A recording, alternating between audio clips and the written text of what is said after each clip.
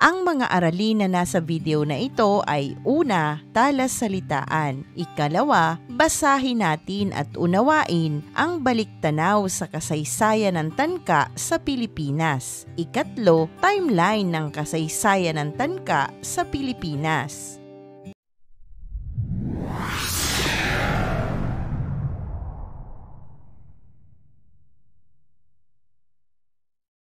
Narito na ang talasalitaan. Unawain natin ang kahulugan ng mga piling salita na ginamit sa aralin. Unang bilang, tanka, isang maikling tulang Hapones na may 5 taludtod na nagpapahayag ng damdamin at pagninilay. Ikalawa, panitikan, kabuuan ng mga akdang pampanitikan ng isang bansa tulad ng tula, kwento at dula. Ikatlo, pananakop, paghahari o pagkuha ng kapangyarihan ng isang bansa sa isa pang bansa sa pamamagitan ng puwersa o pamumuno.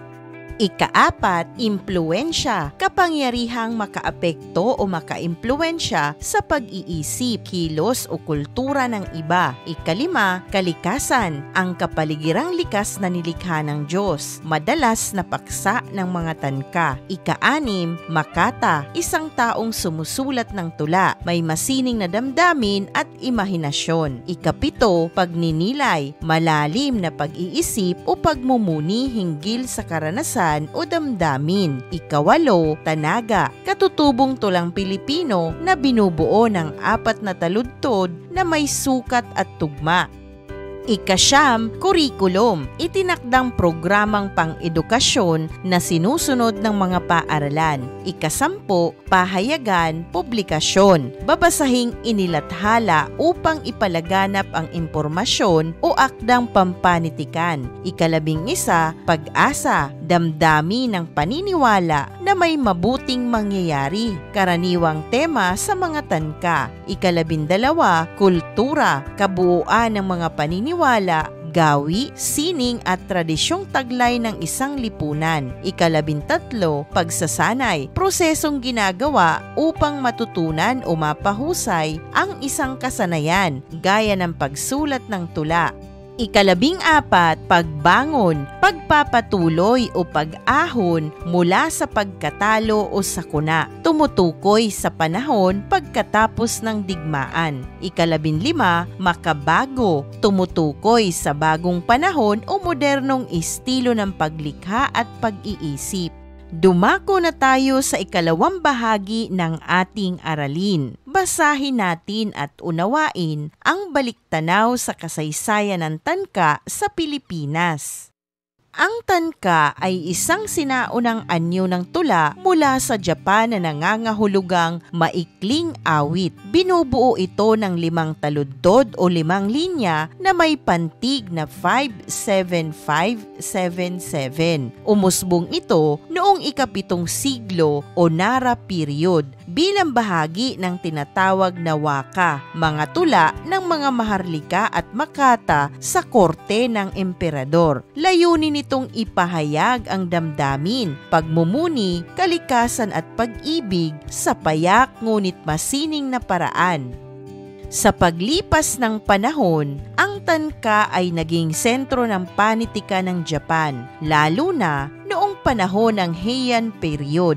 Dito lumitaw ang mga tanyag na makata, gaya ni Kino Tsurayuki, Kino Tomonori at Oshikuchi Mitsune na pawang naging bahagi ng antolohiya ng mga tula tulad ng Kokinwakashu o Collection of Ancient and Modern Poems. Batid natin na ang tanka ay hindi likas na gawang Pilipino. Alamin naman natin kung paano nakapasok ang tanka sa Pilipinas. Bagamat hindi sariling atin, naging bahagi ng panitikan ng Pilipinas ang tanka sa pamamagitan ng impluwensyang Asyano at edukasyong kanluranin noong ika-20 siglo. Narito ang mga yugto ng pagdating at paglaganap nito.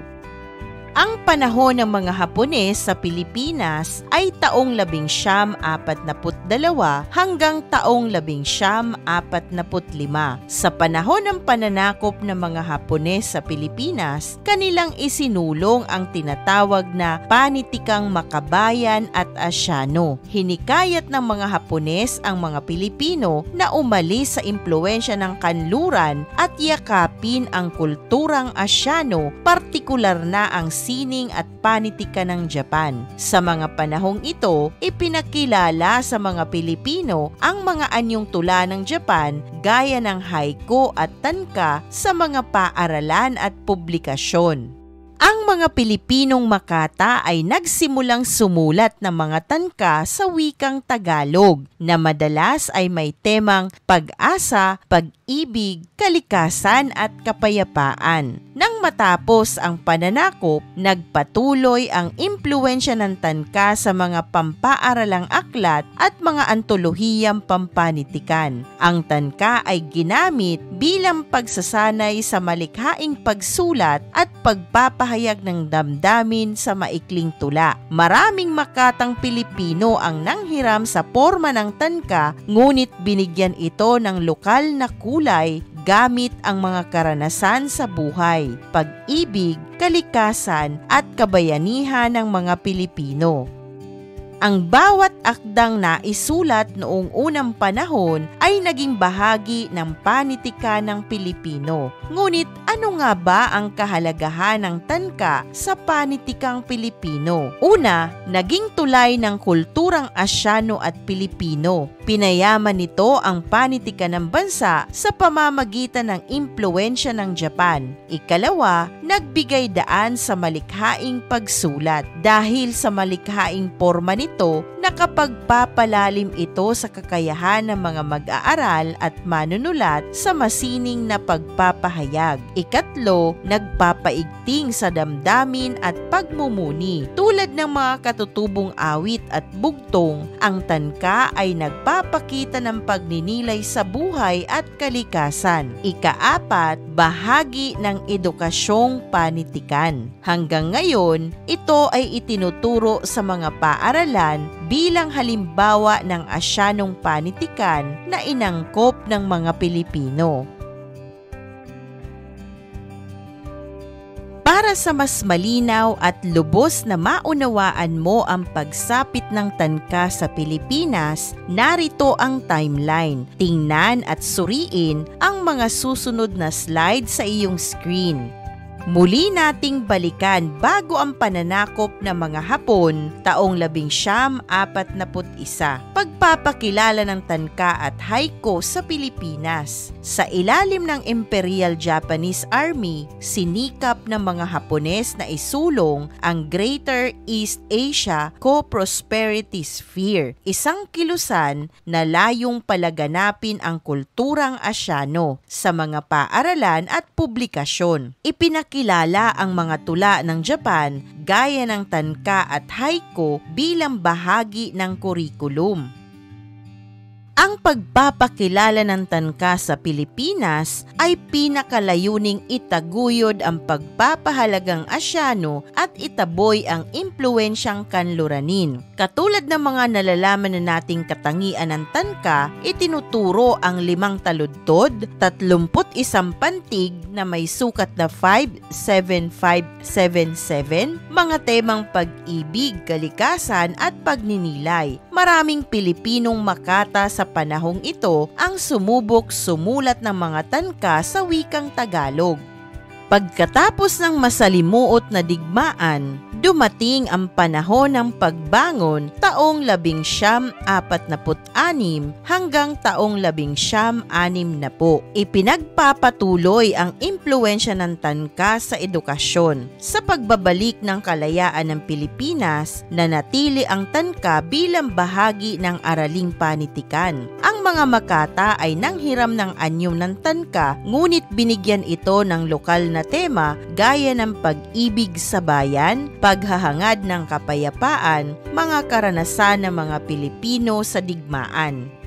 Naging bahagi ito ng mga aklat sa Filipino at panitikan sa mga paaralan. Taong 1970 hanggang taong 1990, panahon na ito ng modernong panitikan. Ito ay panahong pag-unlad ng makabagong tanka sa Pilipinas. Nagsimulang gamitin ang tanka hindi lamang bilang pormang Hapon kundi bilang kasangkapan sa modernong pagpapahayag. Ginamit ito sa mga paligsahan sa tula, publikasyon at magasin.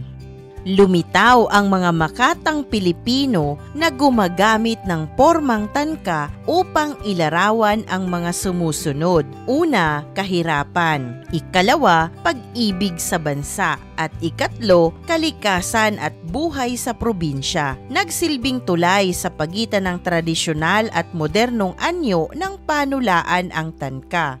Pagsapit ng kasalukuyan, taong 2000, ito na ang panahon ng makabagong edukasyon. Ang tanka bilang bahagi ng kurikulum at kulturang Pilipino ay itinuturo sa kurikulum ng K-12 o Araling Panitikan sa Asya. Bilang isang halimbawa ng panitikang Hapones na may impluwensya sa Pilipinas. Maraming mag-aaral ang gumagawa ng sariling bersyon ng tanka gamit ang wikang Filipino. Lumaganap din ito sa mga social media platform, spoken word poetry at writing competitions bilang maikling tula ng pagninilay at damdamin. Ipinapakita rito ang pagiging malikhain at mapanlikha ng mga Pilipino sa pag-angkop ng banyagang anyo sa sariling kultura. Ang tanka sa Pilipinas ay patunay ng pagpapalitan ng kultura sa Asya. Mula sa pagiging tula ng mga Hapon, ito ay naging bahagi ng puso at isipan ng mga Pilipino na ginamit sa pagpapahayag ng damdamin, pag-asa at pagmumuni sa buhay. Isang mahalagang aralin muli ang iyong napanood. Maraming salamat sa panonood sa channel na Aralin sa Filipino. Huwag mag-atubiling mag-comment ng inyong tanong, suggestions o paglilinaw ukol sa aralin. Munting kahilingan sa iyong kaibigan, paki-like, share and subscribe para updated ka sa mga susunod pang bagong video ng Aralin mo sa Filipino.